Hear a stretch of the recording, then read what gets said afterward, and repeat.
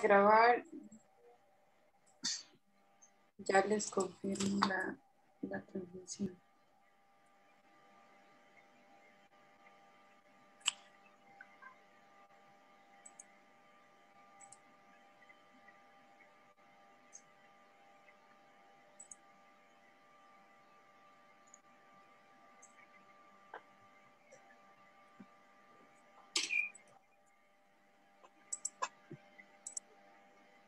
Muy bien, parece que ya estamos Sí, ya estamos en vivo. en vivo.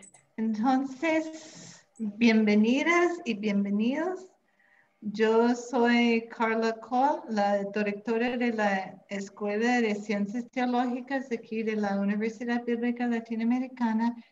Y este año tengo el privilegio de estar coordinando el Seminario Integrado sobre Justicia Climática, que es parte de nuestro programa de licenciatura de Ciencias Teológicas y Ciencias Bíblicas. Sabemos que América Latina fue integrada en el mercado mundial a través de la conquista como fuente precisamente de metales preciosos. Hoy en día, Perú encabeza la lista de exportadores mundiales de oro, además de otros metales. El modelo extractivista provoca no solamente muchos daños ambientales irreversibles, sino también mucha conflictividad social. Entonces, como institución de educación teológica comprometida con la vida planetaria, la universidad y especialmente nuestro equipo verde ha decidido que es muy importante abrir un espacio de reflexionar sobre lo que está pasando en muchas comunidades alrededor de América Latina. Y sabiendo que tenemos muchas personas vinculadas con nuestra universidad que viven en Perú, pensamos que era importante enfocar lo que está pasando en este país andino. Entonces, esta noche la moderación va a ser hecha por Jocelyn Luque, una de nuestros estudiantes en el seminario sobre justicia climática, una peruana que en este momento está aquí en Costa Rica. Entonces, adelante, Jocelyn.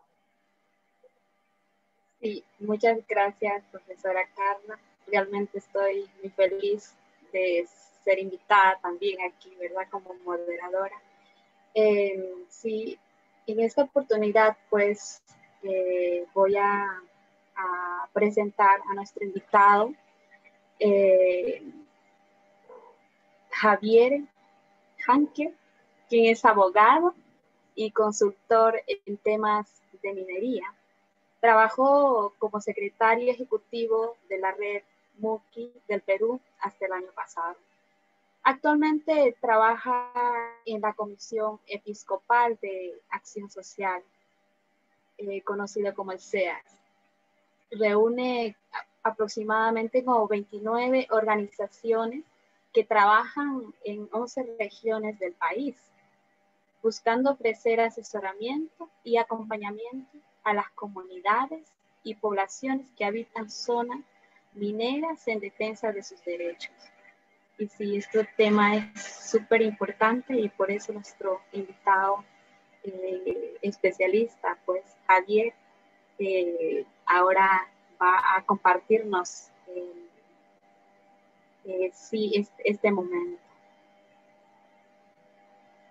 Bienvenido, Javier. Bueno, muy buenas tardes, buenas noches ya acá a todas y todos. Muy agradecido por esta invitación a la universidad. Es un honor estar compartiendo estos momentos con ustedes. Quizá, Jocelyn, solo aclarar que en realidad la mención de las 29 instituciones es de Red MUCI. Y CEAS es una red nacional que abarca las 45 jurisdicciones eclesiásticas en Perú. Y ahí, bueno, trabajamos con los equipos de la pastoral, ¿no? Social nacional, los temas sociales. Y aparte de eso, sí, actualmente estamos en la coordinación del Nodo Perú, sí, de una red latinoamericana de iglesias y minería, de la cual también conforman redes de iglesias diversas. Esta red que aborda la problemática minera, está la PECUSA, por ejemplo, ¿no? Y también están compañeros de la Red Uniendo Manos Perú, ¿no? Que también es una red que abarca varias iglesias a nivel nacional en el Perú. Bueno, muchas gracias nuevamente y quizá para compartir primero, si me permiten, un ingreso inicial con este pequeño video, un pequeño extracto de un video, les he enviado en el link por si quieren verlo luego en el chat. Se llama Historias de Agua, lo trabajamos en la época que estaba en Red Muki, y justo Elizabeth voy a mostrar una parte solamente del video que muestra un ejemplo de una ciudad minera en el Perú y lo que implica los impactos, ¿no? Para que los puedan evidenciar. Es la ciudad de Cerro de Pasco, justamente. Así que lo ven, ¿no es cierto? Entonces, Sí. lo que creo que olvidé hacer es compartir antes de subir, me olvido siempre compartir el sonido. No lo subo y no escuchan nada. Ahora sí. Espero que escuchen. Llegamos a Cerro de Pasco, una de las ciudades más altas del mundo, conocida como Ciudad Real de Minas en la época de dominación española. Y hoy como la capital minera del Perú por sus yacimientos de plata, cobre, zinc y plomo. En la época colonial, pues, se tuvo que llevar minerales de esta parte del país para el rescate de Atahualpa.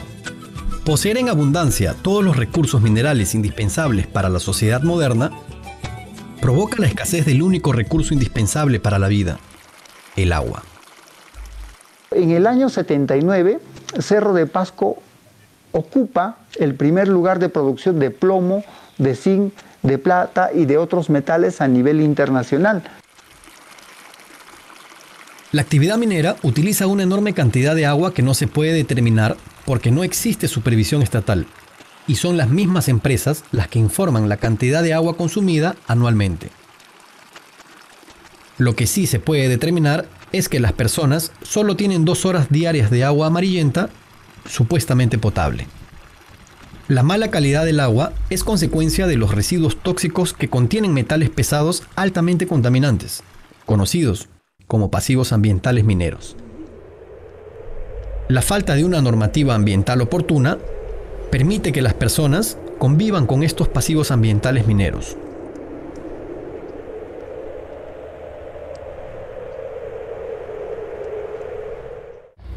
No me di cuenta de los desmontes, yo no sabía que era eso,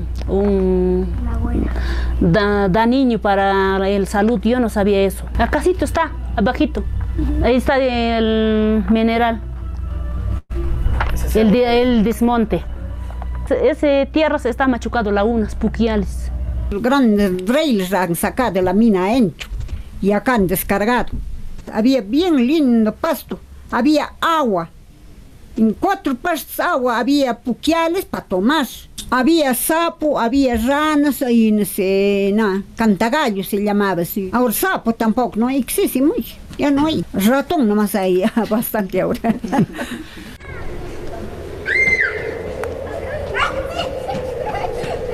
Ya es tiempo de que el mundo sepa, ¿no?, en qué condición está Pasco. Tenemos una institución cerca a todo lo que es el desmonte.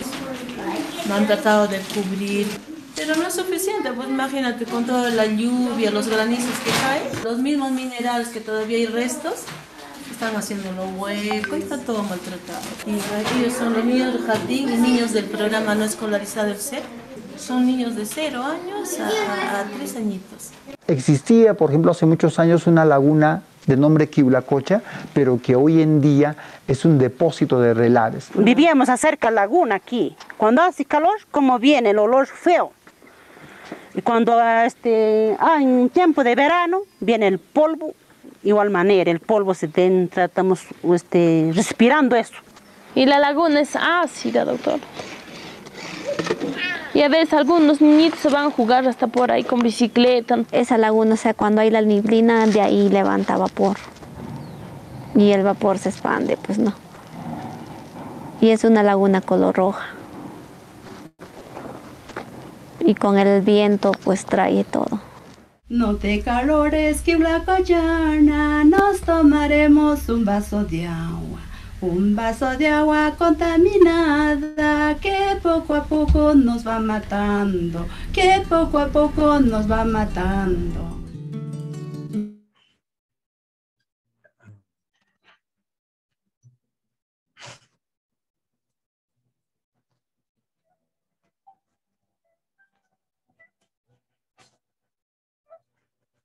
En el 2008 se aprobó una ley para...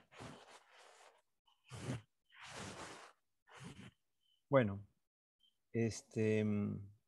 quería mostrarles primero estas imágenes. Ahora, de pronto, Elizabeth tiene un poco más de inquietud cuando toma el agua en el Cerro de Pasco. Porque esta es la realidad, ¿no? Que el Cerro de Pasco, claro, es un ejemplo de lo que ocurre en una zona minera y lo que ocurre con el extractivismo minero en nuestros países, ¿no? Por ahí quiero comenzar y mostrarles un poco lo que es la ocupación territorial, queriendo rapidito correr, porque en 10 minutos quiero tratar de hacer esto. Mostrarles la ocupación territorial de las industrias extractivas en nuestro país. ¿Ven el mapa? ¿Me pueden confirmar? En el lado izquierdo pueden ver ustedes las concesiones mineras, territorio otorgado con derechos, actividades extractivas que están funcionando o que pueden funcionar, que ocupan el 14% del territorio nacional. A la derecha, perdón, ¿no? Esas manchitas rojas, ¿no? A la izquierda pueden ver un mapa con las zonas de pozos petroleros para extracción de hidrocarburos y de gas a nivel nacional. 75% de la Amazonía está otorgada para esas actividades hidrocarburíferas. Y el zócalo continental, el mar, como verán, también está otorgado. Es decir, si juntamos los dos mapas, bueno, ahí en lo que resta vivimos, ¿no? Esa es la realidad extractivista en el Perú, ¿no? La ocupación territorial y la prioridad económica extractivista es fundamental en el país, ¿no? Estos son los proyectos que hay a nivel nacional, y esta es la actualización de los proyectos. Hay 60 proyectos mineros en cartera a este año, según el Ministerio de Energía y Minas, y están ubicados en 16 regiones del Perú. El Perú tiene 24 regiones. La mayor parte del país tiene actividad minera, salvo, como verán ustedes, si ven esas zonas rosaditas en el mapa, si me siguen, podrán ver que estas zonas rosaditas, solamente la Amazonía, salvo la actividad minera informal que existe en la Amazonía, no existe actividad formal minera a nivel nacional, ¿no? En la zona amazónica. La mayor parte del país está ya con concesiones mineras. Son 60 proyectos, como les mencioné, la letra es muy pequeña. Gran parte de los proyectos con actividades otorgadas a empresas transnacionales, extranjeras.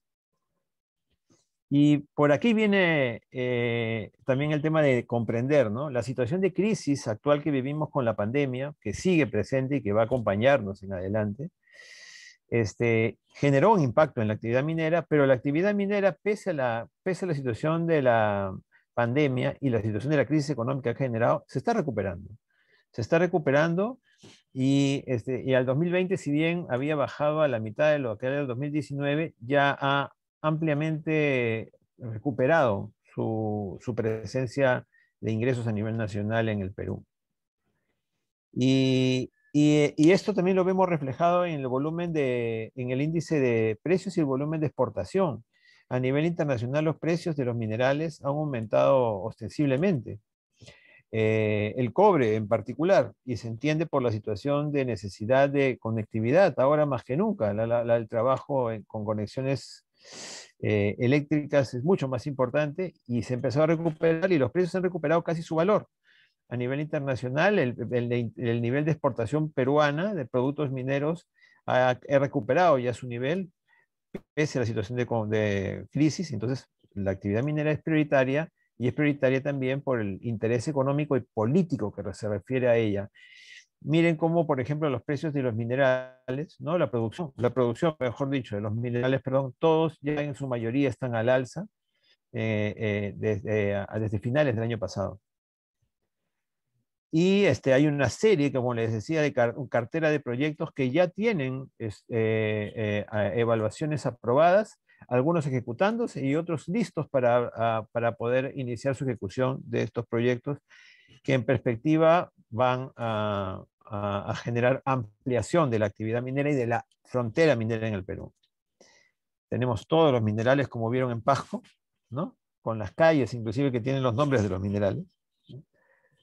Para ver el nivel de importancia que se le da a esta actividad y dejando de lado los riesgos que esta trae, ¿no? Y esto quería plantearles, ¿no? Como les decía, 60 proyectos mineros que están pendientes y realizándose en el país, en la cartera de proyectos mineros, que vienen en gran medida a nivel mundial de los países, de la influencia de países del norte, ¿no? Hay mucha presencia de inversión a nivel internacional en la actividad minera. Y aquí inclusive falta el tema de la China, que es una porción muy importante en el Perú, pero que fundamentalmente realiza inversiones para la explotación, ya para la extracción de mineral, no tanto para la exploración, que es cuando se busca el mineral. Ellos entran con el financiamiento ya para invertir en la explotación, en la extracción misma del mineral, no en la exploración, que es fundamentalmente el estudio, la revisión de cuál es el nivel de la beta, la cantidad de mineral, y la ley, que es la pureza del mineral, ¿no? Entonces hay mucha presión desde el norte en los recursos del sur y eso es evidente y lo pueden apreciar. Y bueno, esto ya les mostré y esto es a la parte izquierda pueden ver en esos colores azules cuáles son también el catastro a nivel nacional. Nuestro país está dividido en todo el Perú en zonas en las cuales pueden ser otorgadas para actividad extractiva. Y este es un detalle importante que quería mencionarles. Este mapa que está a la derecha es el mapa de concesiones, de territorios de comunidades a nivel nacional en el Perú. Una porción importante del territorio nacional está ubicado todavía por comunidades campesinas y comunidades nativas, pueblos indígenas. En general, así los consideramos aquí en el Perú, también según la denominación del convenio 169 del OIT, pueblos indígenas abarca también a las comunidades campesinas andinas, y en ese sentido ese es el nivel de ocupación del territorio. Y entonces los principales afectados también esta actividad, 35% del territorio de las comunidades campesinas está ocupado por tierras otorgadas para actividades mineras. Es un gran impacto para la presencia de la actividad minera. Hay zonas que tienen en el Perú hasta el 100% del territorio concesionado. Eso lo voy a mostrar con más detalle en un momento. Pero también es importante las zonas de actividad minera que están vinculadas con conflictividad minera, ¿no? Gran parte, el 70%, casi el 70%, de los conflictos sociales en el Perú están vinculados con conflictos sociales, conflictos ambientales. Y de esos conflictos ambientales, el 70% son mineros.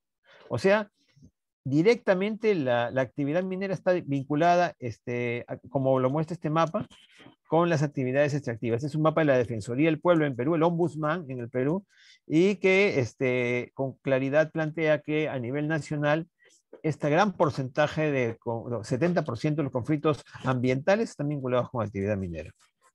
Tiene que ver directamente. Y estos son los niveles de otorgamiento de concesiones de actividad minera. Hay zonas que llegan al 95% del territorio otorgado para actividad minera.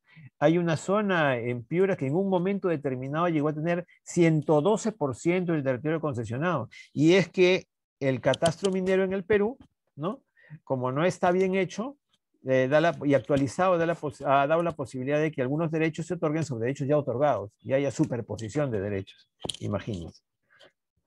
Y gran problema que tenemos en el Perú son los pasivos ambientales, los desechos de las actividades extractivas, que como ustedes pueden ver, por ejemplo, aquí está al costado de un río, y ese río no es poca cosa. Ese río es el río Rímac, el que da las aguas, el principal río que da las aguas para el consumo humano en Lima, en la capital del Perú, que tiene la tercera parte de la población del Perú, para que no se preocupen solamente los limeños, ¿no?, de lo que pasa fuera del país, que normalmente no les preocupa, por eso ha pasado las últimas elecciones en el país, como habrán escuchado, sino que ahora te empiecen a preocupar los limeños, que en realidad esta situación, esta presencia de pasivos ambientales que ustedes pueden ver ahí, como vieron en el video también, y voy a pasar de largo porque ya vieron el video que fue elemental, pero todo esto grafica lo que ocurre nada más acá en Lima, en la zona alta de Lima, y cómo desde arriba, ven esta ruta del agua, viene cayendo el agua de las zonas altas y trae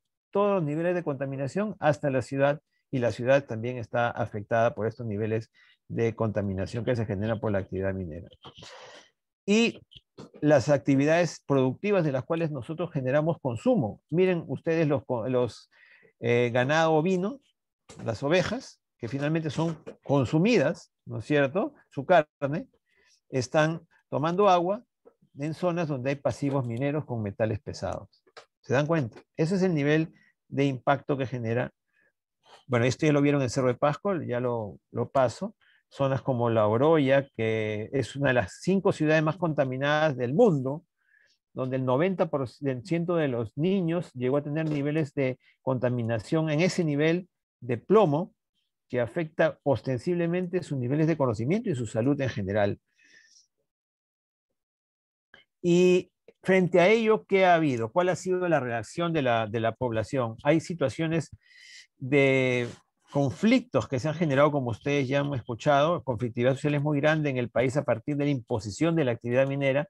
No hay mecanismos de participación para la toma de decisiones en el otorgamiento de derechos sobre minería, ¿no? Simplemente puede hacerse un taller o una audiencia pública donde se supone que la población conoce, se le presenta un estudio sin que tengan técnicos a mano para poder revisar el estudio ambiental que presenta la empresa minera, y tiene que asumir que lo que dice la empresa minera es cierto, tiene que asumir que lo que el Estado peruano, acompañando a la empresa, supuestamente está defendiendo sus derechos, y finalmente se otorgan estas facilidades sin que haya posibilidad de una participación efectiva que respete los derechos de la población, a la participación, a su derecho a tomar decisiones sobre su desarrollo, derecho al agua, al ambiente adecuado y equilibrado, que son derechos constitucionales, ¿no es cierto? Pero eso pasa por encima. Por eso hay poblaciones que han tenido que tomar decisiones para realizar consultas en sus propios territorios, ¿no es cierto?,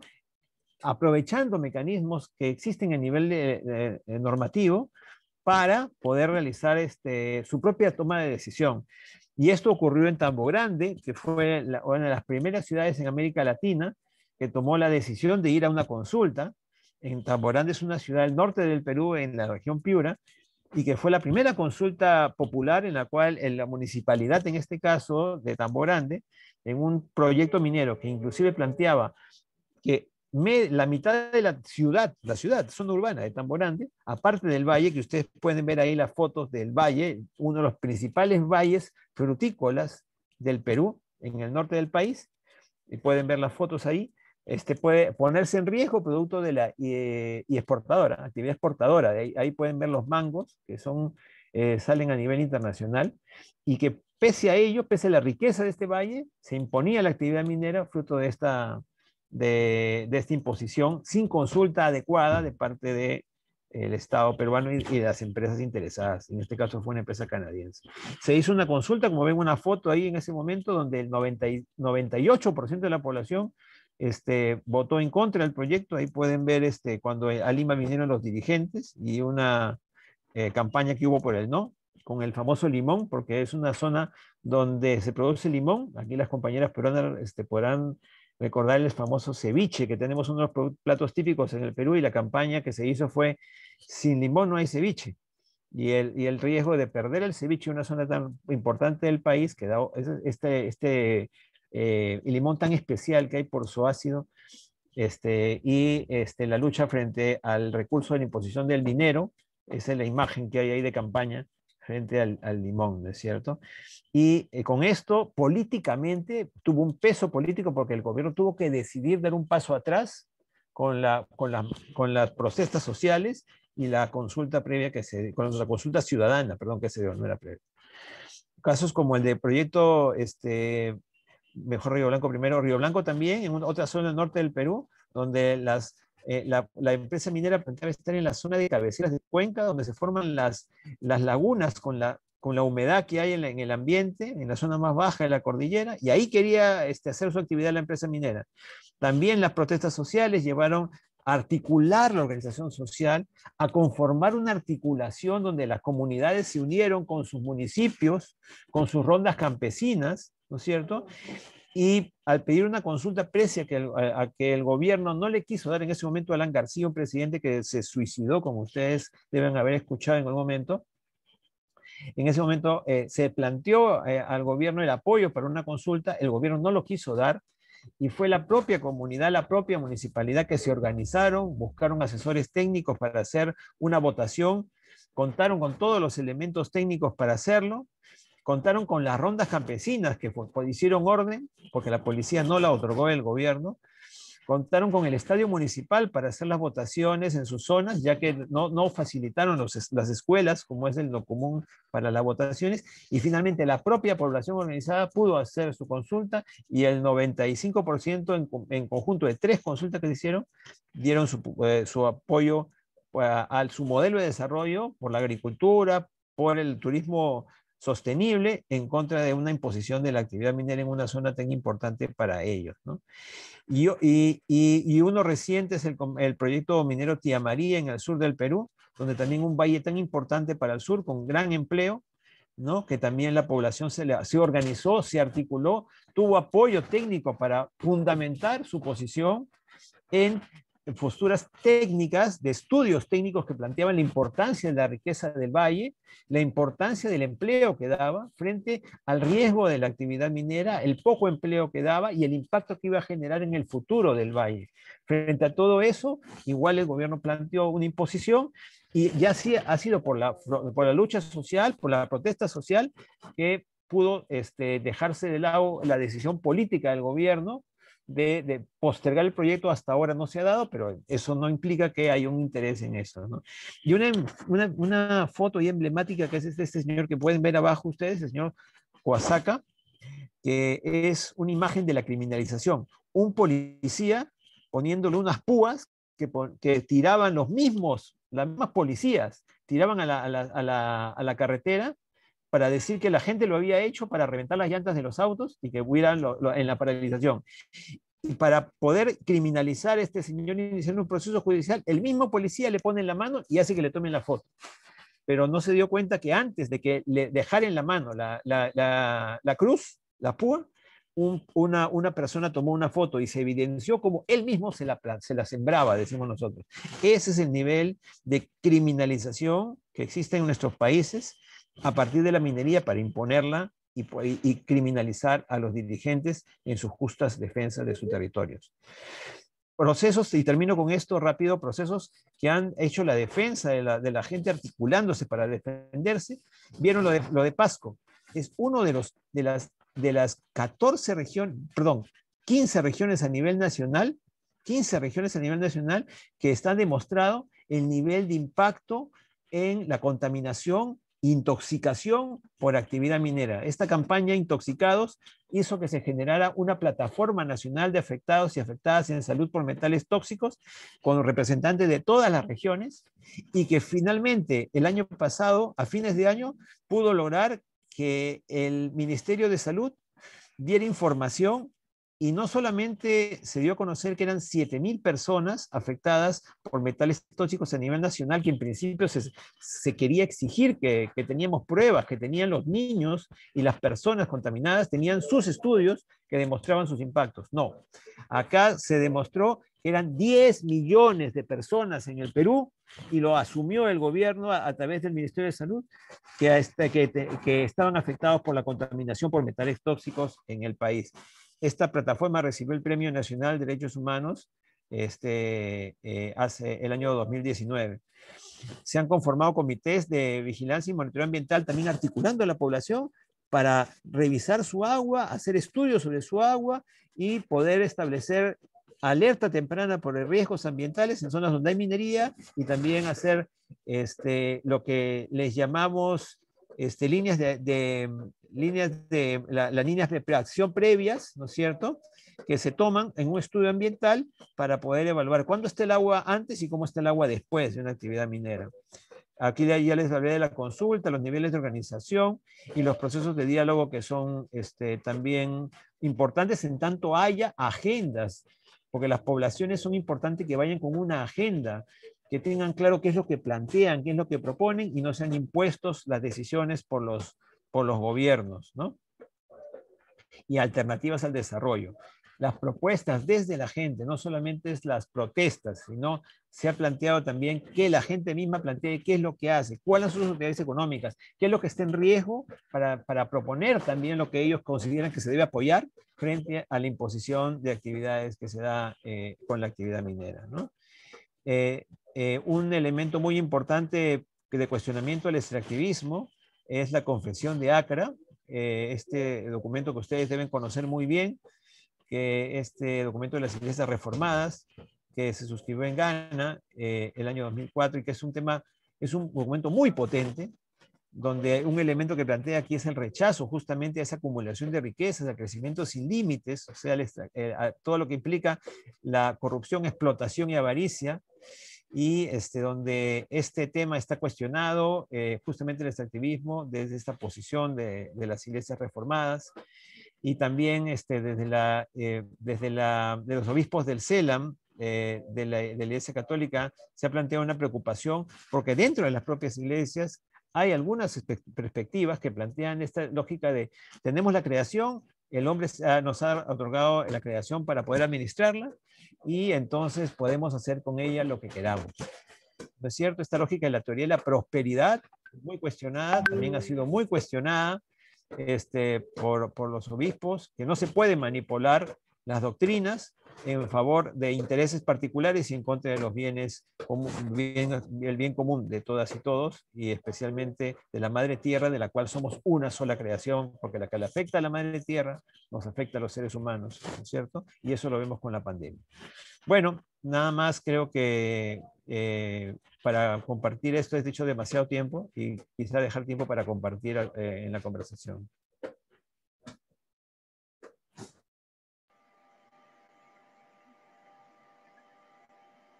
Sí, muchas gracias, Javier. Realmente es un tema muy, muy importante tocar y aprender más que nada, porque muchas veces lo conocemos, pero de una manera alejada, se podría decir, por el hecho de que este tema no se comparte de una manera muy a menudo, se podría decir. En este caso me llevó a pensar, o me puse a pensar, de hecho, para hacerle una pregunta, ¿verdad? Incluso al final dijiste sobre la iglesia. En este caso, ¿cuál sería el papel, pues, de las iglesias en esas luchas por defender a la comunidad, o sea, a los derechos de las comunidades? Vamos haciendo así el diálogo. Sí, sí. O vemos más preguntas. Ok. Creo que un tema central, y disculpe, empezó una bullita, pero es mi hijo que está... Disculpe. Espero que no haya mucha filtración. Lo que diría es que es central que la iglesia asuma su rol protagónico en la perspectiva social. Es fundamental la acción de la iglesia en lo social. Lo que es fundamental es el acompañamiento a las personas, ¿no? La presencia de Jesucristo en el mundo, justamente, fue el preocuparse por lo que ocurre con los demás, ¿no? Él fue muy cuestionador, justamente, ¿no? de aquello, ¿recuerdan cuando él habló de denle a César lo que es del César y denle a Dios lo que es de Dios? Y fue muy cuestionador de aquellos poderes que en ese momento tenían los sacerdotes. Recordarán ustedes, ¿no? El poder que tenían los sacerdotes en ese momento y que imponían sobre la gente. El poder político era el poder religioso también. Y fue muy cuestionador de aquello. Y por eso la iglesia no se puede quedar en el espacio del culto solamente. No se puede quedar en el espacio del rito, ¿no? La iglesia tiene que salir, ¿no? Tiene que ser una iglesia en salida.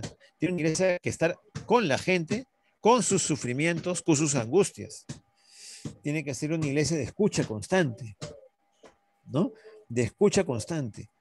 Porque si no estamos afuera, no escuchamos. Creemos que escuchamos, ¿no es cierto? O a veces también, inclusive algunas instituciones, ¿no? Que son parte de la iglesia, ¿no? Tienen proyectos, pero ¿hasta qué punto los proyectos están vinculados con lo que han escuchado que la gente está buscando?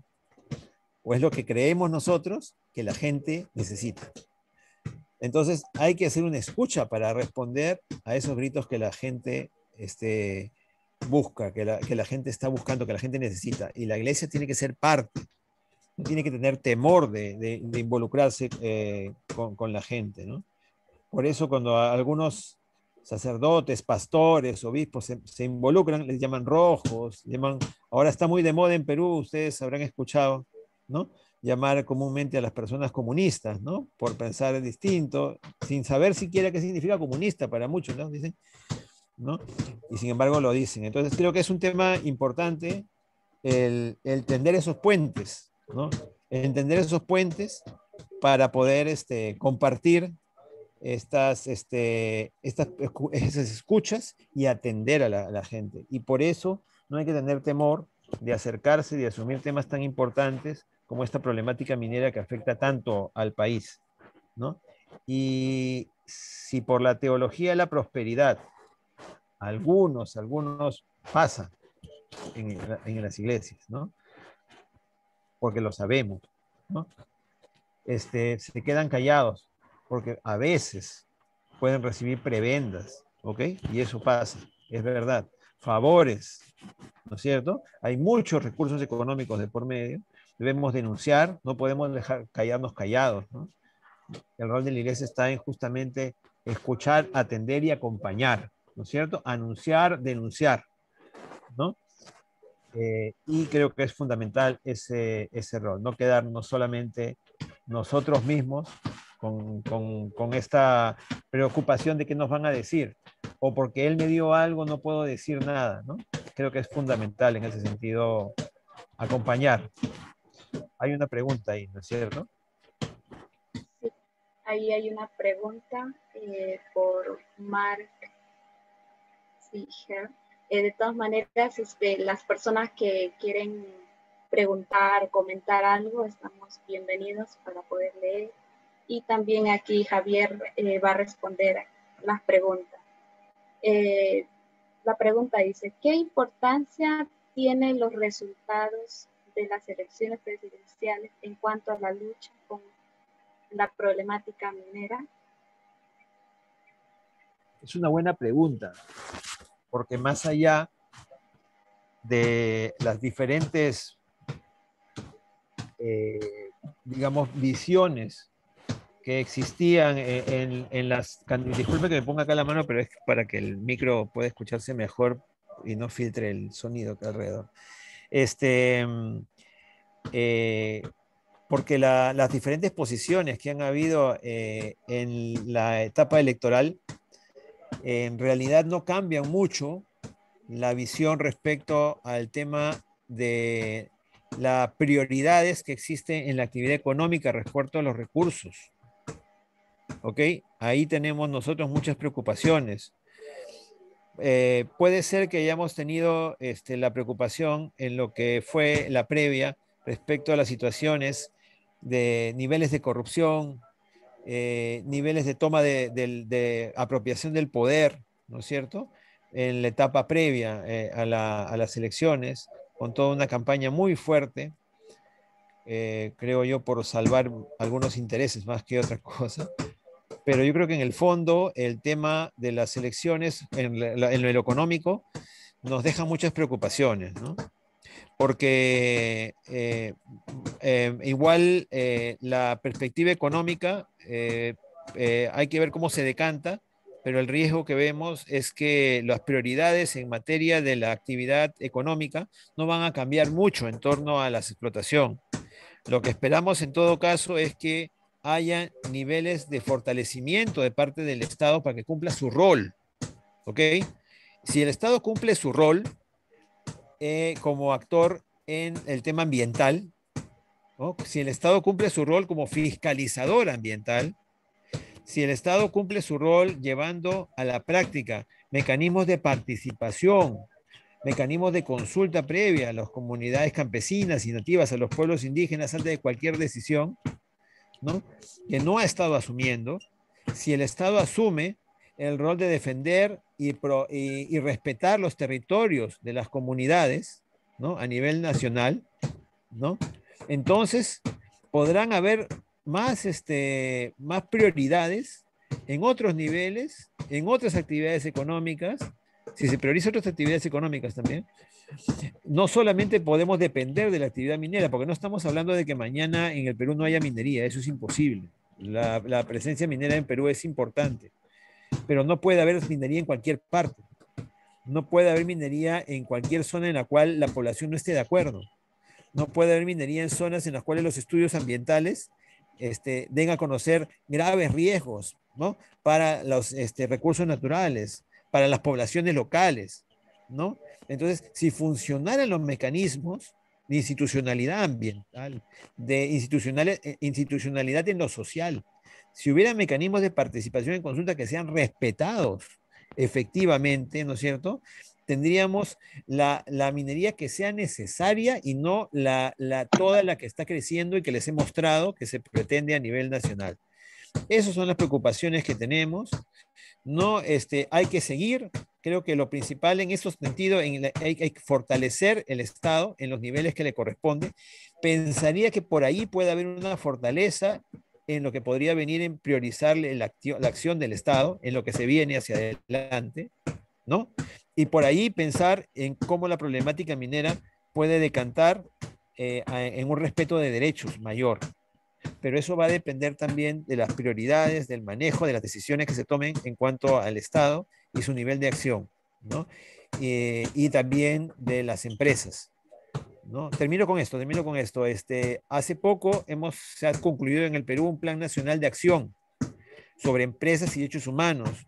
Hemos participado ahí como SEAS en un proceso a nivel nacional que lo que busca es lo que estamos buscando a nivel internacional, que haya un tratado vinculante con las empresas en las que ellas haya una exigencia de cumplimiento de derechos humanos y ambientales en sus operaciones, pero que venga desde a nivel internacional, desde las Naciones Unidas, para los países. Esto no se ha podido hacer hasta ahora, pero lo que se ha avanzado es que los países puedan tener un plan de acción que priorice los derechos a partir de una serie de puntos que se acordaron en Naciones Unidas para respetar las operaciones de las empresas. Esperemos que sea un primer paso y esperemos que esto también exija a un Estado que haga cumplir estos pasos iniciales en el respeto a los derechos fundamentales en las operaciones de las empresas y que reduzca los niveles de dependencia de la actividad económica en nuestros países, no solamente es el Perú, en nuestros países de actividades extractivas, ¿no? Creo que eso es importante, un caminar hacia en ese sentido, ¿no? Sí, es un tema, bueno, más que nada en nuestro país, ¿verdad? Bueno, yo también soy peruana y de hecho es una crisis realmente que estamos pasando y no solamente allí, sino en distintos países, pero lo importante es que conozcamos y tengamos este conocimiento de este tema sobre el extractivismo. De hecho, justo estaba leyendo algunos temas, ¿verdad? Y que me salían incluso preguntas y todo sobre, por ejemplo, qué herramientas serían útiles para combatir, ¿verdad? Esta crisis, bueno, el extractivismo. No sé si hay algunas otras preguntas más o comentarios. Ha levantado la mano.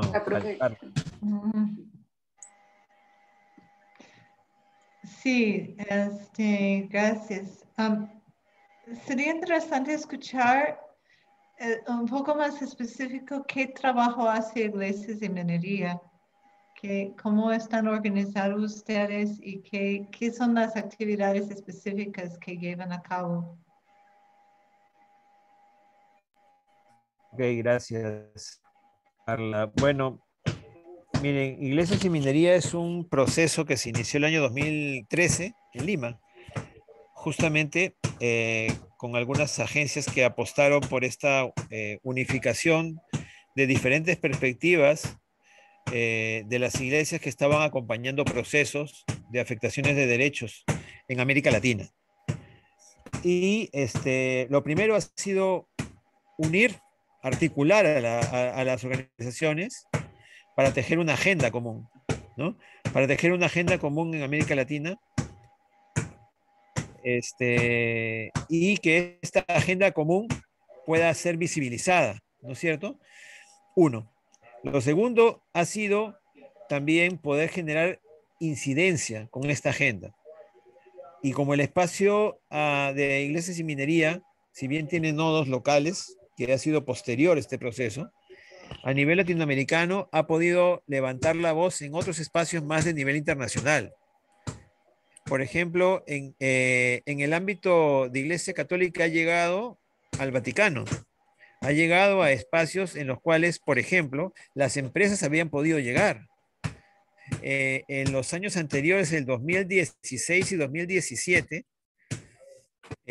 hay un dicasterio de desarrollo humano, ahora se llama, antes se llamaba de ecología integral, que a través de la incidencia que lograron, hicieron que en las grandes esferas pudieran recibir a los grandes CEOs de las grandes empresas mineras y pudieran tener una incidencia directa en los espacios de ese nivel. Lo que hicimos desde Iglesias y Minería fue plantear que si se había podido recibir a los CEOs, ¿por qué no se podía recibir a los afectados por la minería de toda la América Latina? Y eso se logró.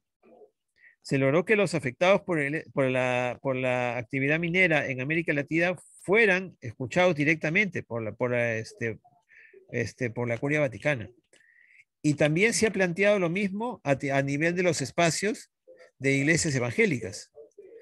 Se ha planteado lo mismo por la preocupación que hay en la Iglesia Católica y la Iglesia Evangélica de la situación de la teología de la prosperidad, que nos preocupa muchísimo. Nos preocupa muchísimo esta incidencia en algunos sectores, ¿no?, de nuestras iglesias que estén insistiendo en este tema, que los recursos naturales están para el ser humano y es importante explotarlos porque simplemente es necesario para todas y todos, ¿no? Sin considerar esta lógica de que todos somos parte de una sola creación y todo lo que afecta parte de la creación nos afecta directamente a nosotros. Vuelvo a repetir, la pandemia nos hace ver directamente esa situación. Entonces, en ese sentido, por ejemplo, Iglesia de Minería ha incidido, ha llegado a ese nivel de incidencia a nivel internacional, ¿no? Ha logrado también ahora unificar algunos espacios de iglesias en algunos países para buscar niveles de articulación y pronunciarse también y tomar posición respecto a la situación en sus países. Es lo que hemos hecho en el Perú, es lo que se está avanzando a nivel de Colombia, Argentina y que se ha avanzado mucho en Brasil, porque en Brasil es un gran país, tiene hasta 3 nodos en un solo país por regiones, a ese nivel buscando también incidir en las políticas desde las iglesias, buscando plantear propuestas y proponer propuestas desde las iglesias y tomar posición y hacer también que las autoridades de las iglesias tomen posición. Creo que eso sobre todo es muy importante, porque no se pueden, ¿cómo decirlo para que no suene mal?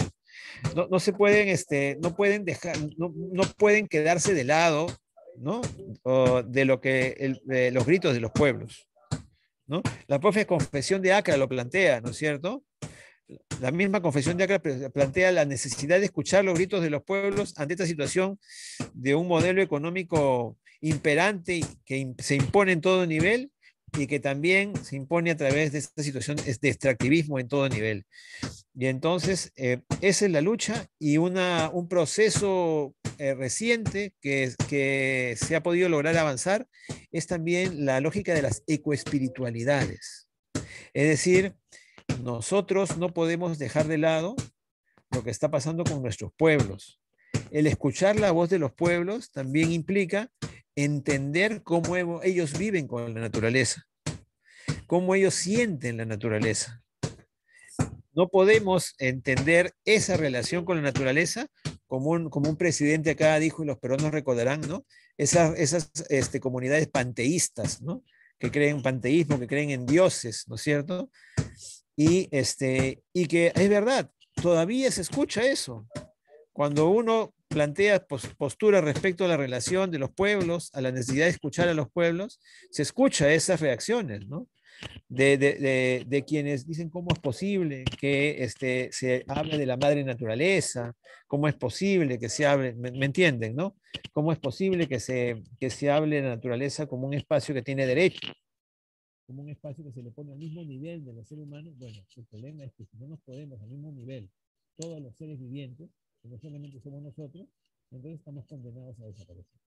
Entonces, ese también es un papel, no sé si me escuchan, un papel creo que fundamental en la iglesia, el desmitificar estas lógicas de los conocimientos ancestrales, de la religiosidad de los pueblos, ¿no? Creo que tenemos que aprender a convivir, ¿no? La iglesia evangélica ha avanzado mucho de presencia en nuestros pueblos, en las zonas amazónicas, por ejemplo. Tiene mucha presencia en las zonas amazónicas, ¿no? Igual necesitamos ese nivel de convivencia, ¿no? En general. Cómo aprendemos a entender a los pueblos la interculturalidad, ¿no? Cómo nos ponemos en el zapato de los otros y no extraemos, ¿no? Como ha sido históricamente de la Iglesia Católica misma, ¿no? Cómo se ha extraído y llevó a que el Papa también pidiera disculpas. La extracción de aquellas, de esas culturas, de esa religiosidad local, más bien cómo hacemos convivir, ¿no? Cómo entendemos, cómo razonamos y respetamos, y en ese sentido acompañamos a nuestros pueblos en su forma de respetar la naturaleza, entenderla, valorarla, que creo que más bien nosotros deberíamos aprender más de ellos, muchísimo más de ellos, ¿no?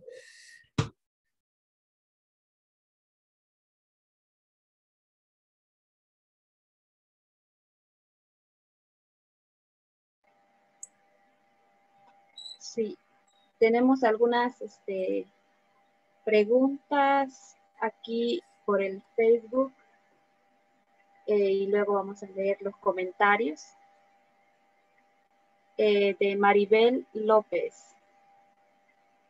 ¿Cómo se fortalece la madre tierra de manera natural, de manera que el gran impacto de la minería no siga erosionando tanto la atmósfera como la misma tierra, al igual que personas que sufren tanto las personas como en el impacto ambiental?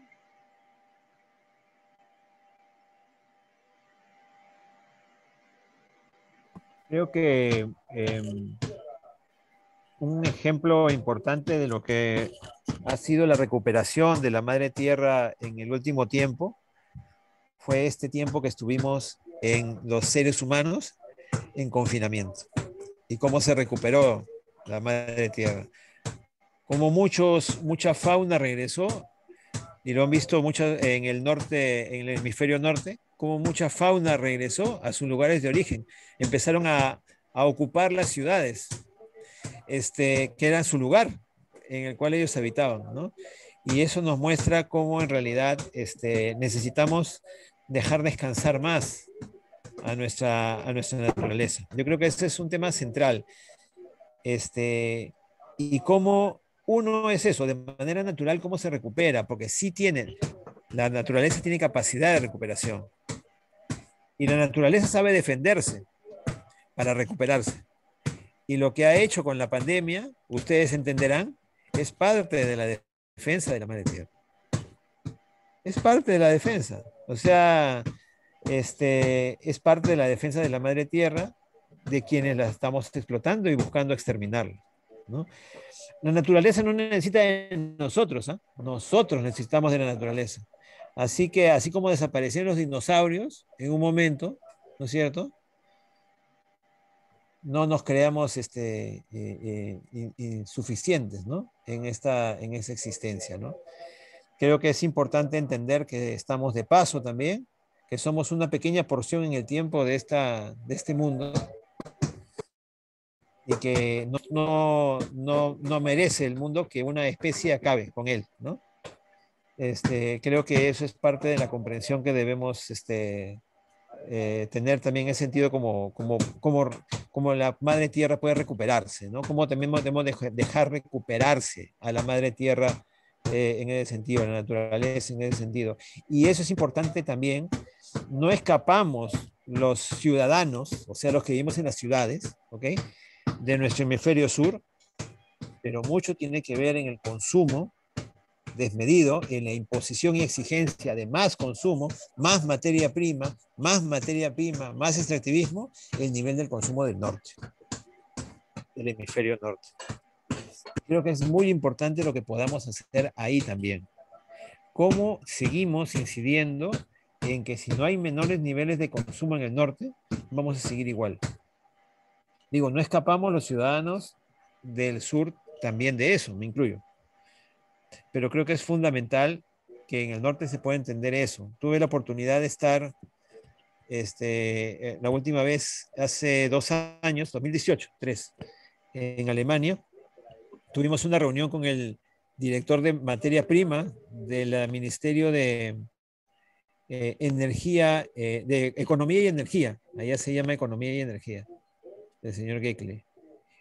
Y sobre el tema de los niveles de este tema, del nivel de consumo y cómo podemos rebajar, él nos habló de la importancia que había tenido en Alemania el crecimiento en más del 15% de el reuso de la materia prima, que estaban rebajando su exigencia de materia prima y habían llegado a un 25%, si no me equivoco, en el reuso de materia prima. Pero el consumo en Alemania del ciudadano alemán había aumentado al 35%. Y lo que nos dijo él fue, y para el gobierno alemán, los primeros son los ciudadanos alemanes. Y bueno, eso es. Entonces, si no entendemos, ¿no?, en qué nivel estamos de presión, ¿no?, extractivista a nuestros territorios, especialmente en el sur, porque en Alemania ya no hay minería. Hay pequeña minería de carbón, entiendo que está buscando ser eliminada, ¿no? Y hay muchas zonas en Europa donde ya no hay actividad minera. ¿Por qué? Porque, claro, la materia prima la traen de acá.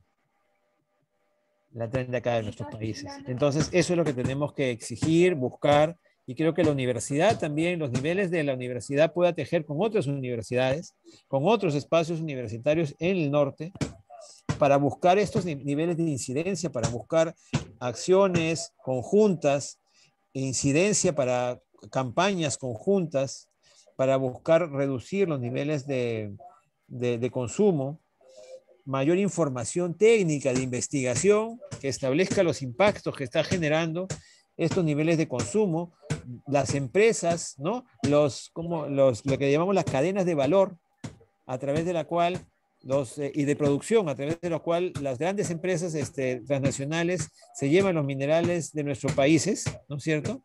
Podamos tejer un nivel de incidencia ahí, pues eso va a ser muy importante, ¿no? Eso va a ser muy importante, y también seguir cuestionando a nuestros propios espacios eclesiales respecto a sus formas de ver las cosas y cuestionar el tema de la teología de la prosperidad, ¿no?, como un grave riesgo para seguir incentivando el extractivismo.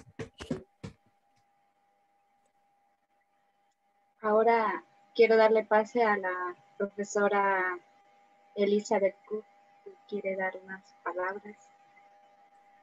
Sí, yo quería agradecer preguntarte, Javier, porque realmente me ha parecido fascinante, en especial poder vincular la importancia, bueno, la situación en el Perú con la minería, pero también el rol de las iglesias, ¿verdad? Y de la teología.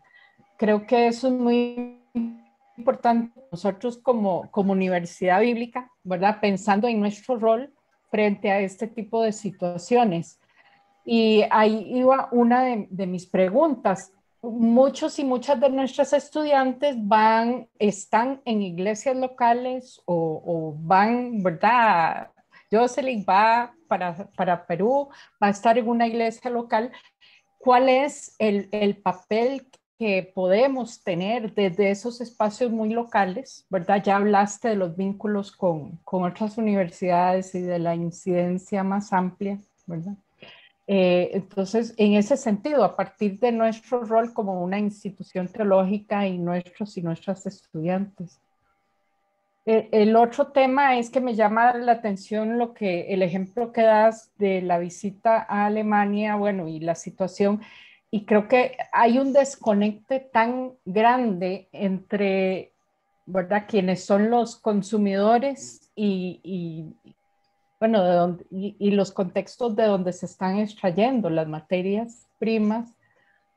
Yo tuve la experiencia hace 2 años en Inglaterra de conversar con una profesora muy preocupada por la situación en Perú y Bolivia, de la minería y todo, apoyando empresas mineras que la habían convencido, una profesora de teología, de que ellos estaban haciendo un bien, ¿verdad? De que era muy importante que ellos estuviesen ahí. Y ella estaba totalmente convencida de esto, ¿verdad? Entonces, para mí un escándalo. Digo, ¿cómo puede ser que haya un desconecte tan grande, verdad? Y qué capacidad que tienen algunas de estas empresas mineras de como dar una imagen de que realmente están aportando un bien o por lo menos están, no sé, de alguna manera dando un aporte pese a todo el daño que están haciendo, ¿verdad? Entonces, bueno, esas 2 cosas que me quedaban en la mente. Quisiera, gracias Elizabeth por las preguntas, gracias a todos también por sus inquietudes. Yo quisiera comenzar por lo último, si me permites, Elizabeth, para terminar con lo otro, que me parece interesante terminar con eso. Creo que recientemente, por ejemplo, en Suiza, hubo un proceso que se planteó a partir de la sociedad civil, que ustedes saben que allá tienen una democracia participativa, ¿no? Y entonces se planteó un referéndum por una norma que pudiera plantear un nivel de fiscalización y generar un ombudsman respecto a las empresas, a las operaciones de las empresas suizas en otros países, para que pudiera generarse niveles de fiscalización mayor en sus operaciones y pudieran generar ombudsman, que pudieran ser mecanismos a los cuales se pudieran presentar denuncias, ¿no?, de las afectaciones de derechos que generan las empresas en los países en los cuales operan, por ejemplo el Perú, ¿no? Vieron ustedes Cerro de Pasco, vieron ustedes la situación en que está Cerro de Pasco. Ahí Elizabeth, la otra compañera Elizabeth que está en Cerro de Pasco, lo va a ir conociendo un poquito más. Pero bueno, ese tipo de operación no tuvo ningún temor de comprarla, como está así, hace recién 2 años, Glencore, que es una de las grandes empresas suizas. Así como está, no tuvo ningún temor en comprarla. Y ellos han comprado una empresa norteamericana, Volcan, y ahora que peruano-norteamericana, que ahora es suiza en cuanto a las operaciones. Y pese a ello, con ese ejemplo, con ese nivel de incidencia que se buscó lograr en la ciudadanía suiza, no se aprobó esa norma, no se aprobó. Y cuando yo estuve en Suiza me acuerdo mucho haber contado también con unas compañeras conversando, y me decía, bueno, es que lamentablemente algo como lo que pasó en Alemania, ¿no? La mayor cantidad de población en Suiza lo que busca es mantener su estatus, ¿no? Su estatus económico, su nivel de vida, y le importa, bueno, muy poco lo que pase a su alrededor, por más que le muestres lo que le muestres, ¿no? Y eso es un tema más cultural, ¿no? Es mucho más profundo, ¿no? Eso no es mañana.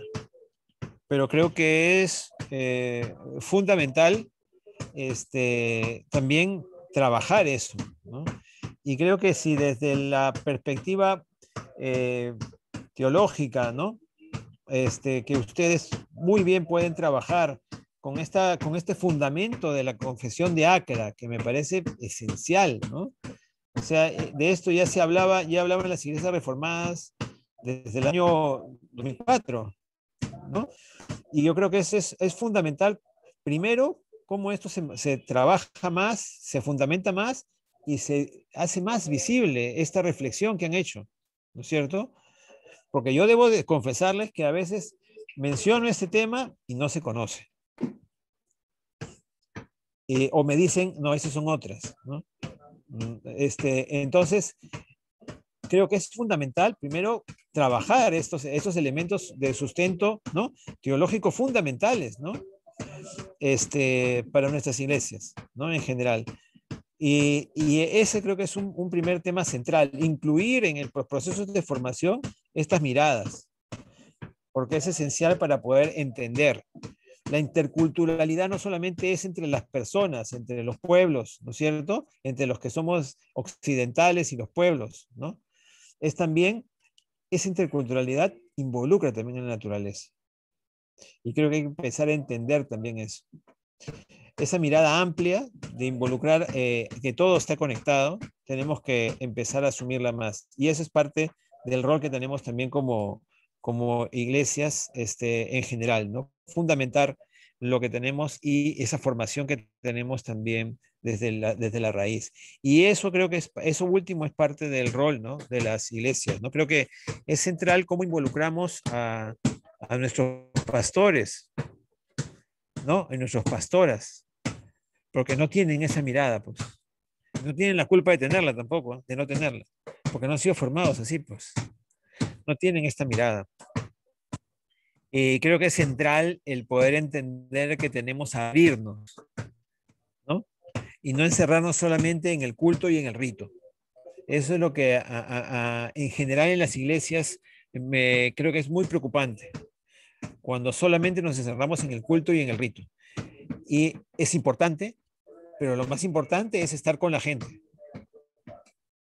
Porque eso es lo que hizo Jesucristo. No es estar metido en un templo, es estar con la gente. Y creo que eso es central. Y hay que volver a las raíces. Así como planteamos volver a las raíces, que es escuchar a los pueblos, entender a los pueblos y asumir que esa es la receta, ¿no? A veces decimos, ellos no quieren el desarrollo, quieren el atraso, ¿no es cierto? Cuando escuchamos protestar por un proyecto minero, cuando escuchamos protestar por, como dice la compañera aquí Karen, en el chat, por los lotes petroleros, ¿no es cierto?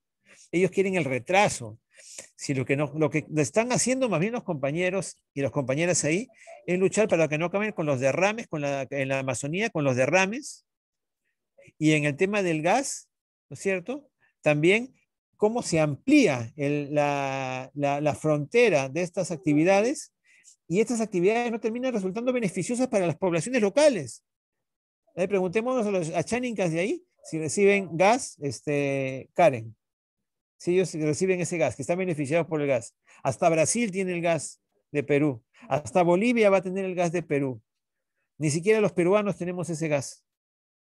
O sea, vayamos a ver hasta dónde estos niveles de impacto en nuestra naturaleza, que son irreversibles, no nos hacen pensar a nosotros cuáles son nuestros niveles de acción con la población. Y ustedes creen que esa población que está allí, que yo he estado en la zona cercana a pueblos achánicas, he estado en Satipo con el pastor Grijalva, muchos años trabajando allí con los compañeros de CEDEPA Centro, ¿no? Y esas poblaciones, ¿hasta qué punto que fueron tan afectadas en la época de violencia política en el Perú, ¿no? Que sufrieron esclavitud inclusive de parte del Sendero Luminoso, ahora están sufriendo esclavitud de quienes imponen estas actividades y que terminan siendo afectados por los derrames, afectados pero finalmente por actividades que no les benefician en nada y que les afectan más bien en todo. Y nadie entiende su protesta porque nadie se pone en los zapatos de, y los primeros que tienen que hacerlo son nuestros pastores. Por eso cuando regresen, compañeras, compañeros, creo que lo primero que hay que hacer es convocar a los hermanas y hermanos pastores que asumen las responsabilidades, ¿no? A empujar la escucha, a escuchar a los pueblos, a estar con ellos y a entender sus problemas del día a día, ¿no? No solamente meterlos en las iglesias, sino acompañarlos en el día a día, ¿no? Y ese acompañamiento implica también entender y asumir por qué toman esa posición y buscar canales también, acompañarlos en esos canales de búsqueda de soluciones. Buscar canales que les den una solución y acompañarlos en esos canales. La iglesia no puede estar ajena a eso, no puede estar ajena a la incidencia, a buscar los espacios de toma de decisión para que ellas y ellos puedan acercarse y encontrar soluciones a sus problemas, ¿no? Y eso es lo que necesitamos, escuchar, generar espacios, canalizar, ¿no? No es convencer nada más. Ellos estarán convencidos cuando vean nuestro testimonio. Cuando nosotros mismos los acompañemos, acerquemos a ellos, ahí es que se entienden cuál es el camino. No atienden el camino porque les des todos los días un curso de teología o un curso. El testimonio es lo principal. Si haces una cosa y no la acompañas con el testimonio, ¿no? Entonces, ¿dónde está la vivencia? ¿Dónde está el vivir en el día a día, ¿no? La teología, la enseñanza de Jesucristo. ¿Dónde está? Yo creo que eso es lo central y eso es lo fundamental, ¿no es cierto? No, y hay una pregunta que hace ahí Mark cuando dice qué significa ocios y no lo entendí bien, pero bueno. Muchísimas gracias, Javier. Sí, realmente esto es como, yo lo veo como un profeta que denuncia, ¿verdad?, las injusticias. Y realmente esto es un tema, otra vez repito, que muy urgente, que las iglesias, ya Javier lo mencionó, deben estar comprometidas, ¿verdad?, con el pueblo, con la sociedad, y estar de la par, no solamente en las cuatro paredes, sino la iglesia es parte, ¿verdad?, en la sociedad realmente. Y sí, y yo creo que con esto terminamos. Porque... Perdón, Jocelyn, tenemos la mano alzada de Elizabeth Arbe, así. Ok. Y luego la profe Carla. Genial. Entonces, Elizabeth, tienes la palabra. Tu micrófono.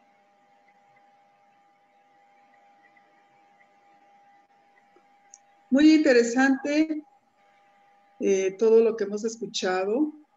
Y yo estaba, bueno, solo quiero resaltar 3 puntos que me parecen importantes. Hablando de iglesia, ¿no? Yo creo que la pandemia ya ha cambiado todo en el mundo y también todo en la iglesia. Entonces, el concepto de iglesia, el rol de lo que implica ser iglesia hoy en día, yo creo que hemos sido obligados, por lo menos es la experiencia que yo puedo percibir y puedo vivirlo en estos días. Por ejemplo, el templo nuestro, que es pequeño aquí en Pasco, es pequeño y está en la ciudad antigua, casi muy cercano al Tajo. Entonces, algunas miembros, ¿no?, de la iglesia decían, ¿y cuándo vamos a abrir el templo? ¿Y cuándo nos vamos a reunir? Pero yo, cuando llegué nomás, veía que ese era un punto, no, en años anteriores, en tiempos pasados, ha sido un punto muy importante, parece, ¿no?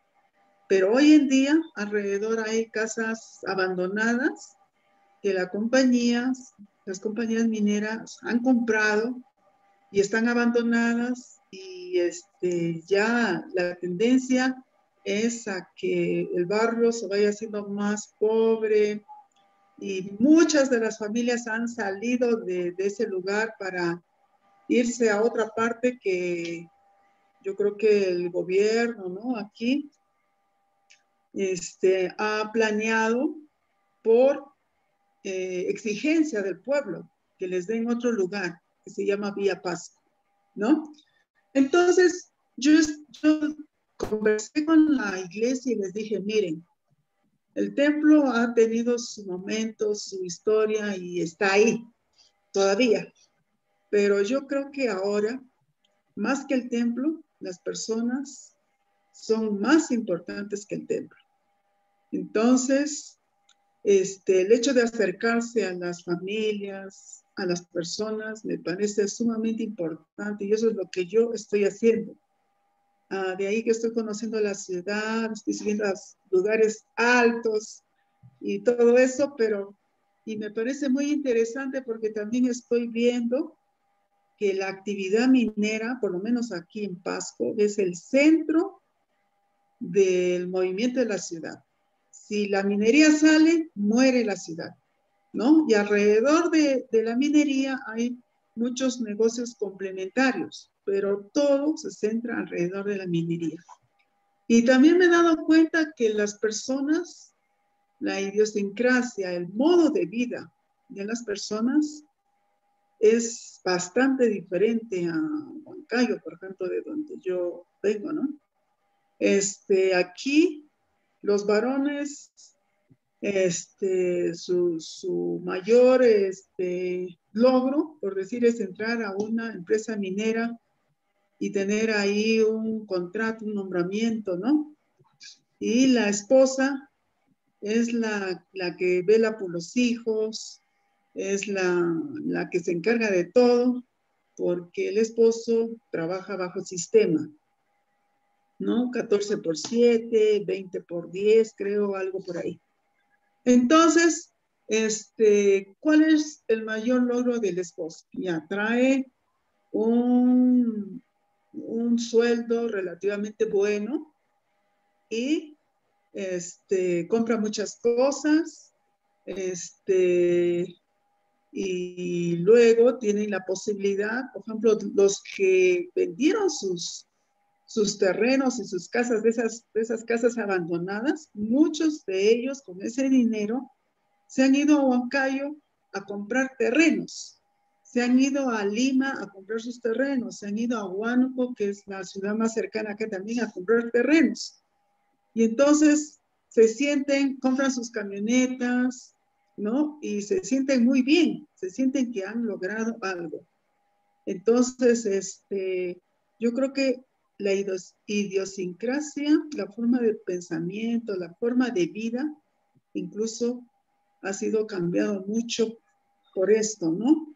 Y de ahí que la iglesia pues tiene un rol muy importante.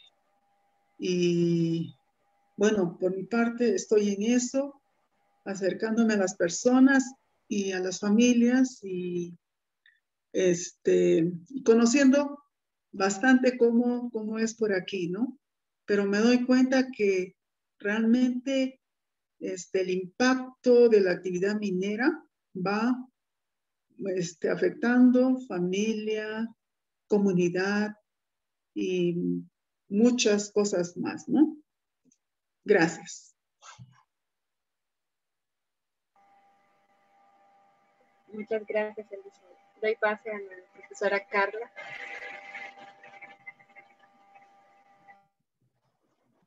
Muy bien, tengo a mi lado aquí otro Javier que quiere hacer una pregunta. Muy buenas noches. Como dijo Carla, soy el compañero de vida de Carla, Javier Torres. Tengo dos preguntas. Las dos preguntas van a lo interno del Perú. Pero se ha dicho, y se mantiene, y es cierto, que el poder de la comunicación es un cuarto poder, ¿verdad? Eso tenemos que, o sea, saber latente y lo que se ha escrito sobre eso, ¿verdad?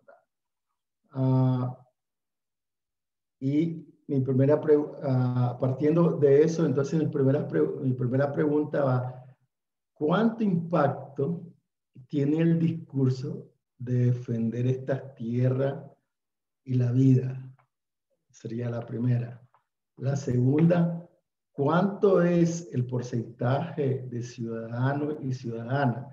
Y esta categoría de ciudadanos y ciudadanas es porque tienen formación política, saben sus derechos políticos, pero podemos eliminar la categoría de ciudadanos y ciudadanas y dejarlo por población. ¿Cuánto de la población del Perú, ¿verdad?, tiene esta conciencia de lucha? Tengo una preocupación. A mis 63 años y de estar en esta dinámica, siempre somos los mismos que estamos escuchando, los mismos que vamos al taller, los mismos que vamos a las comunidades, hablamos. Y cuando yo escuchaba a mi tocayo Javier, me está diciendo un discurso que me quiere convencer. Dije yo, si ya estoy convencido y tengo 63 años, ya he andado en eso.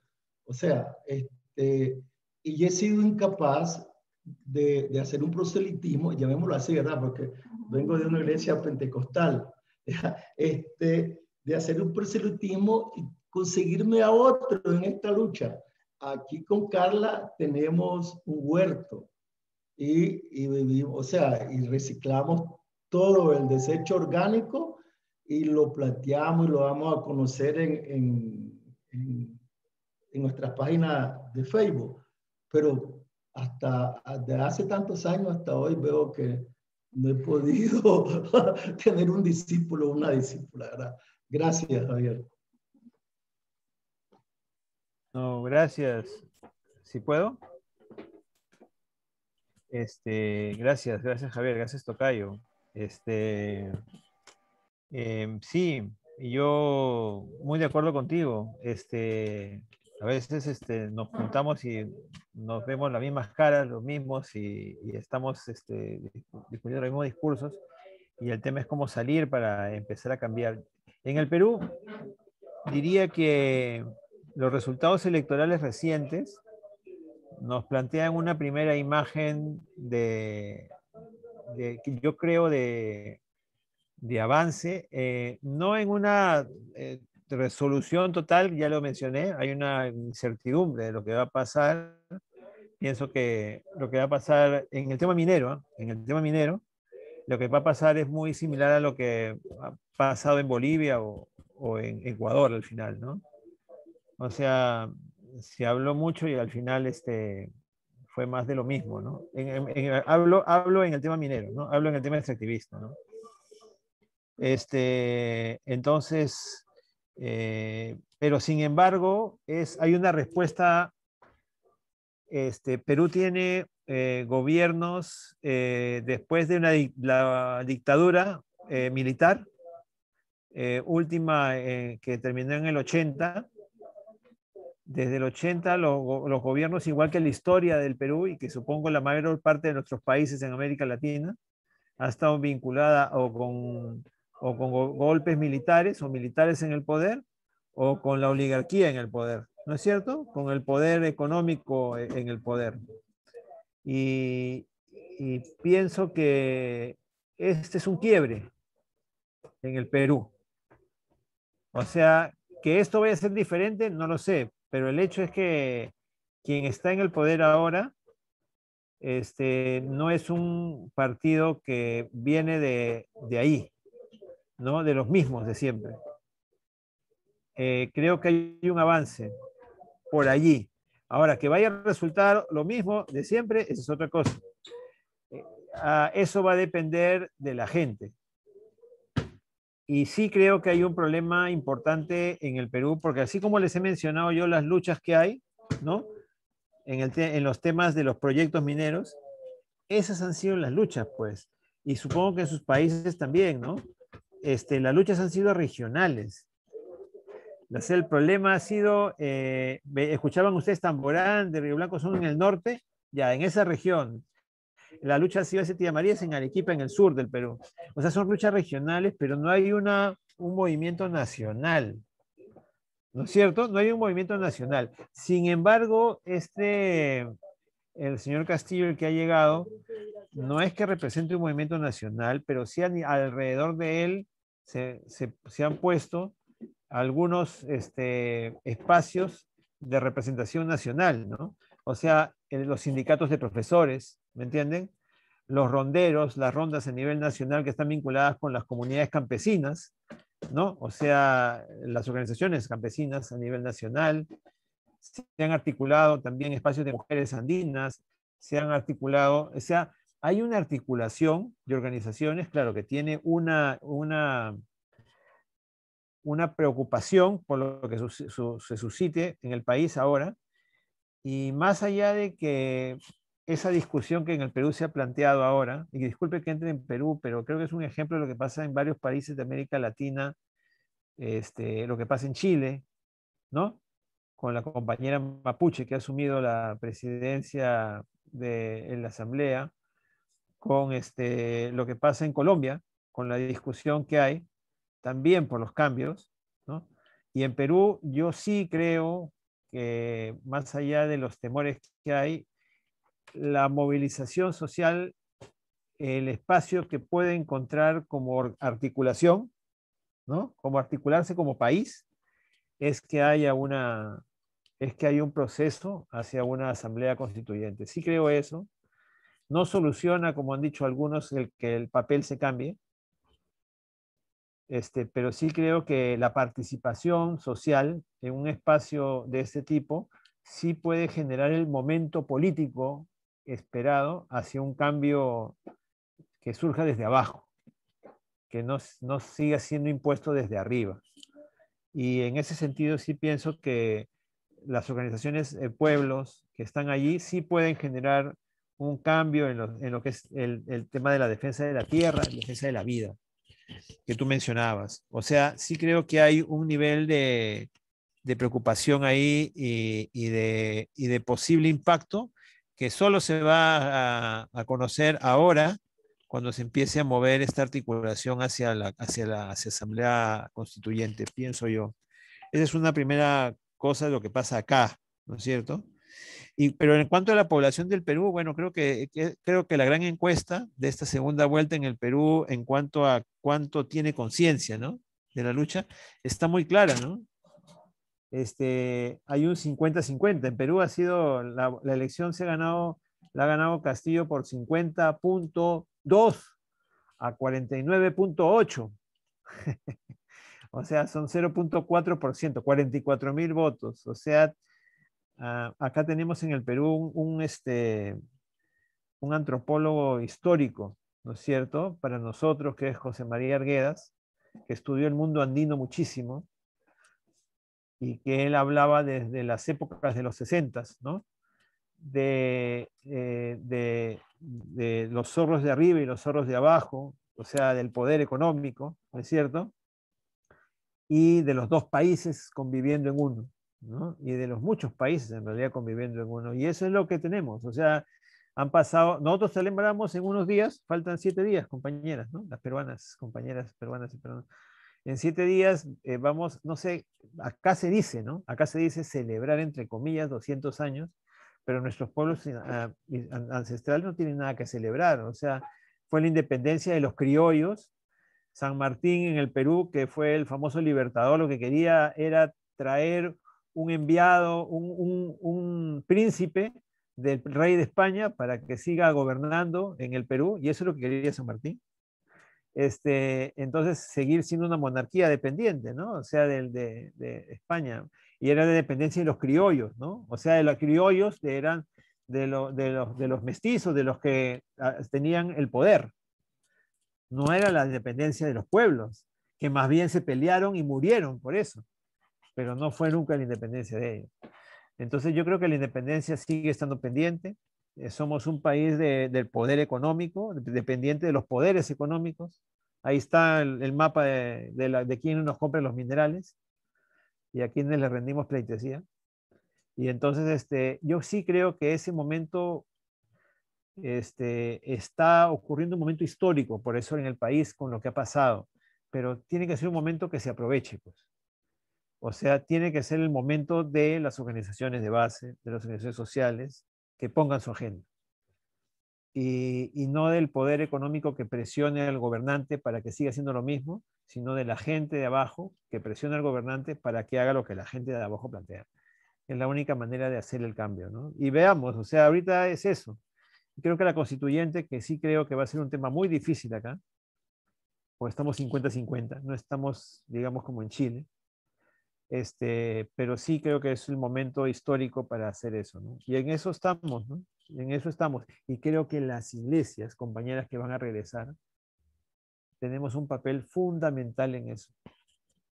No tenemos que tener que temor que nos digan comunistas, ni rojos, ni, o sea, ¿cuántas veces nos han dicho ya eso? Ya uno está curado y curtido. Ahora está de moda eso porque se dio finalmente esta situación. Pero creo que los que estamos en espacios de lucha acompañando a los pueblos, 1000 veces nos han dicho eso y no es novedad. Así que eso no tiene que ser novedad ni temor. Yo creo que hay que plantearlo a nuestros pastores, ¿no? A quienes están a cargo en nuestras iglesias, que asuman ese rol que les compete. Es un rol histórico, es un momento histórico en el país. O sea, es un momento histórico en América Latina en general, en muchos países de América Latina en general.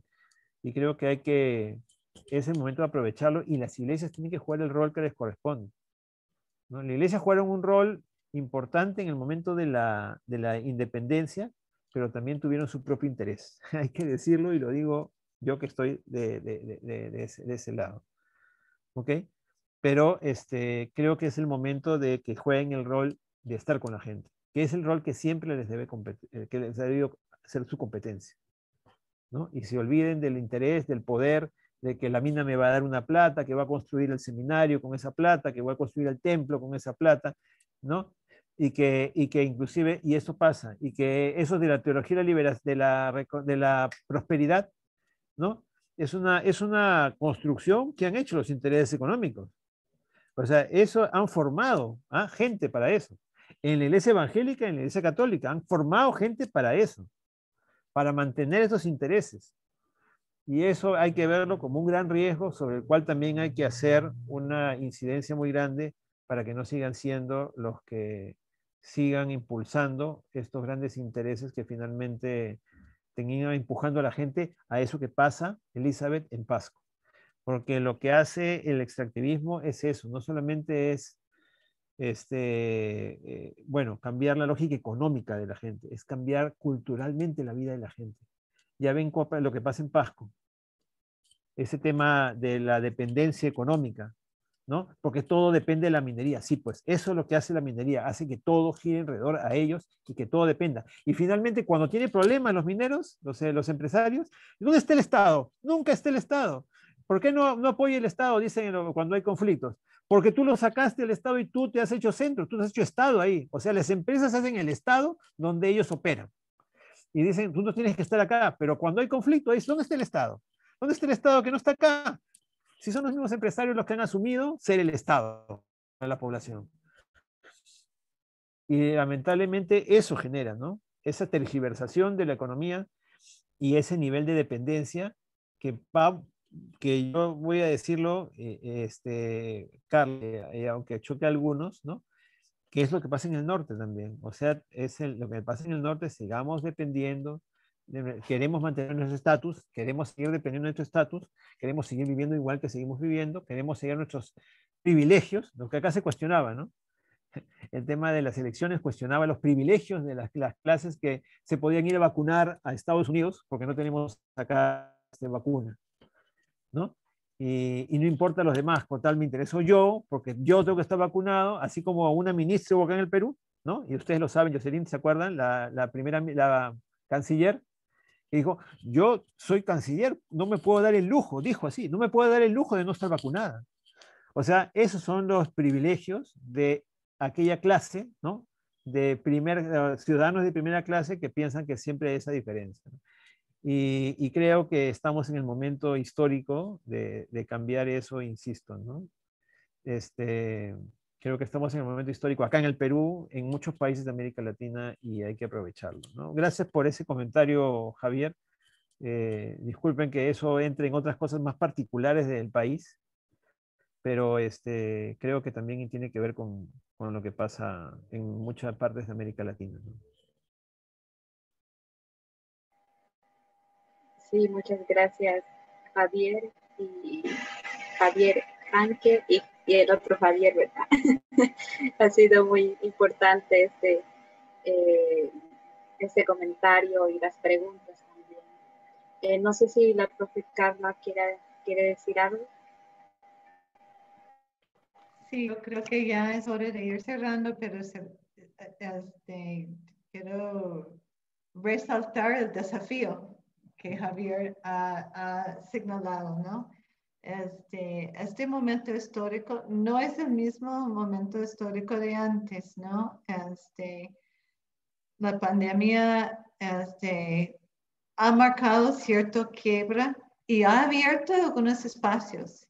Y la tarea es saber leer los signos de estos tiempos que nos toca a nosotras y nosotros vivir y responder como personas que defienden la vida y creen en un Dios que camina con su pueblo hacia un futuro renovado, ¿verdad? Hacia la liberación de toda la creación. Entonces, ese es el desafío que nos queda. Entonces, muchísimas gracias, Javier, por venir y compartir con este grupito de discípulos y discípulas que están buscando servir la causa de la vida. Entonces, para las personas que están escuchando, les anuncio que el próximo conversatorio sería el 18 de agosto.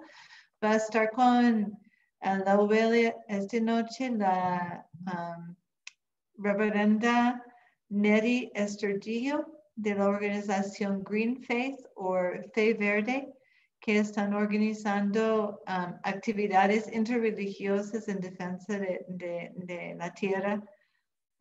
Y es muy interesante escuchar el modelo que están proponiendo para la organización y lo importante de los espacios virtuales, pero llevar los espacios virtuales fuera de los templos a los espacios públicos y reclamar los derechos de la tierra. Entonces, muchísimas gracias y aquí estaremos el próximo mes. Entonces,